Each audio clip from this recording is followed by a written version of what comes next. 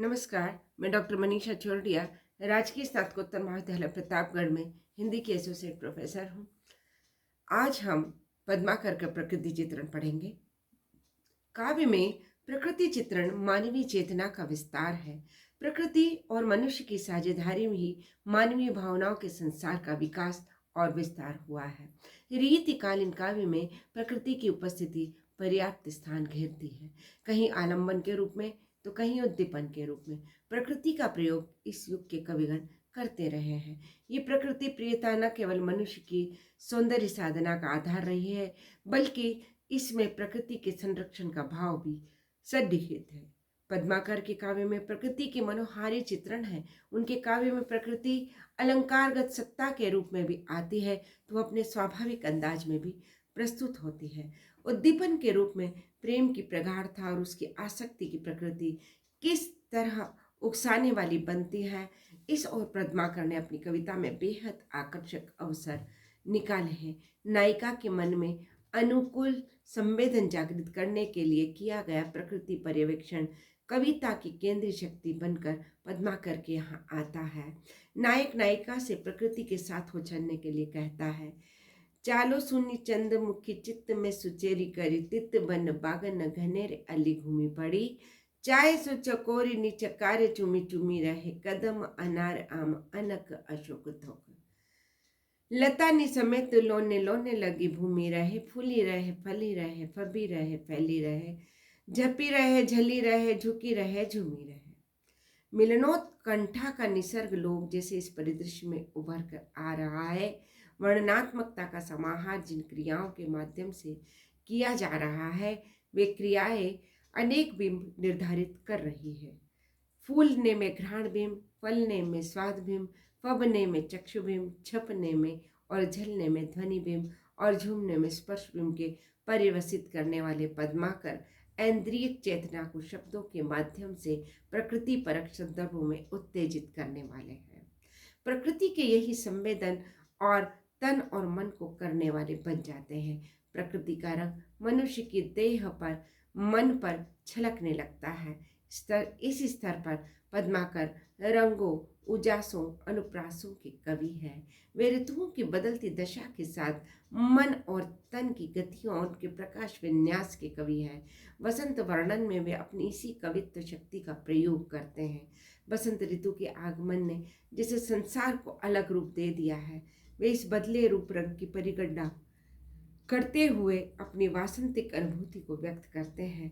कूलन में केली में कछारन में कुंजन में क्यारिन में कलिन में कलिन किलकत है, कहे पद्माकर परागन में मोनहु में पानन में पीक में पलासन पगत है, द्वार में दिसान में दूनी में देश देशन में देखो दीप दीपन में दीपर दिक्कत है, विथिन में ब्रज में नवेलिन में बैलिन में बनन में बागन में बगरो बसंत है।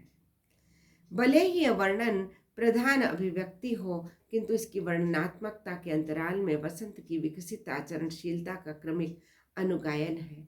जन्म से लेकर पूर्णावस्था तक ऋतुराज की अवस्थाएं हैं। इस ऋतु में इस छंद में केंद्रित है।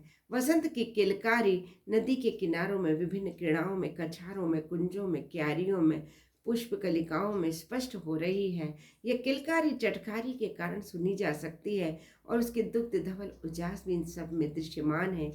वसंत की अब आंतरिक चेतना भी विकसित हो रही है, इसलिए वह आभ्यंतर में पग गया है, हिलमिल गया है। हवाओं में, परागों में, पान के पत्तों में, उसकी पीक में, पलाश के भीतर वह रस, राग, रस, रंग में रस बस गया है। द्वार पर आया, फिर दिशाओं में प्रसारित हुआ, फिर विभिन्न देशों के विभिन्न द्वीपों में दीप्त हो गया। वसंत प्रकाश में बदल गया, भीतर की प्रकाश चेतना को विस्तृत फलक पर ले आया, वह वैश्विक हो गया। उसके तत्काल बाद ब्रज में, ब्रज की गतियों, ब्रज की नवयुवतियों में, वनों में, बागों में बगर गया है। प्रकृति से प्रसरित होकर वह मानवीय संवेदनाओं का अंग बनकर गांव, गलियों, देह, मन, प्राणों में अनौपचारिक रूप से समा गया है। बसंत का यह अनुभव अंत प्रवेशी प्रक्रिया की ओर संकेत करता है। पद्माकर के काव्य में बदलते ऋतु संदर्भों के अनुसार मनुष्य के आचार व्यवहार के मार्मिक और ऊष्म अंतरंग आत्म संवेदनों का संप्रसारण भी हुआ है। वे प्रकृति और मानव संवेदना को एक मेव करने वाले कवि हैं। प्रकृति बोलती है, मुद्राओं चेष्टाओं में वह जीवंत होती है और मनुष्य के हृदय रोग की सिंफनी बनकर शब्दों में उजागर होती है। वह पद्माकर की कविता का प्रकृति आख्यान परक सर्जना समय है, जो रीतिकाल को नया निसर्ग विमर्श दे गया। उनका प्रकृति वर्णन ऐसा जरूर लगता है कि वह परिगणन मूलक प्रभावों का निदर्शन मात्र है, किंतु उनका सर्जना विधान जिस आंतरिक कल्पना जाल से बुना जाता है, उसमें प्रकृति स्वयं मूर्तिमान हो उठती है। आचार्य रामचंद्र शुक्ल ऐसा ही कुछ इस संदर्भ में संकेत करते हैं। भाव मूर्ति विधायिनी कल्पना का क्या कहना है। वे ऊहा के बल पर कारीगरी मजबून बांधने के लिए प्रयासी कवि न थे। हृदय की सच्ची स्वाभाविक प्रेरणा इनमें थी। लाक्षणिक शब्दों के प्रयोग द्वारा कहीं कहीं वे मन की अव्यक्त भावना को ऐसा मूर्तिमान कर देते हैं कि सुनने वालों का हृदय आप से आप हामी भर देता है। रीतिकाल में भक्ति भावना का प्रदर्शन था, किंतु वो भाव स्थायी नहीं था। इस युग में कवियों ने यह भी स्पष्ट कर दिया कि हमारी कविता पर यदि आगे के कवि रीझते हैं तो ये कविताई है, अन्यथा वह राधा कृष्ण के स्मरण का बहाना ही है। भक्ति एक तरह से बहानाबाजी बन गई थी, जबकि वह युग कला कला के लिए वाली प्रवृत्ति का युग था। भक्ति के संदर्भ में कवि ने यथार्थ को ही प्रस्तुत किया है, किंतु यहाँ एक और तथ्य ध्यान देना होगा कि रीतिकालीन कवियों में अधिकांश के संस्कार प्रकृति के साथ भक्ति के परिवेश के भी थे। वे भक्त भले ही न हो, किंतु वे भक्ति से विरत भी नहीं थे। भक्ति शब्द भज सेवायाम धातु से निष्पन्न थे। आज इतना ही। धन्यवाद।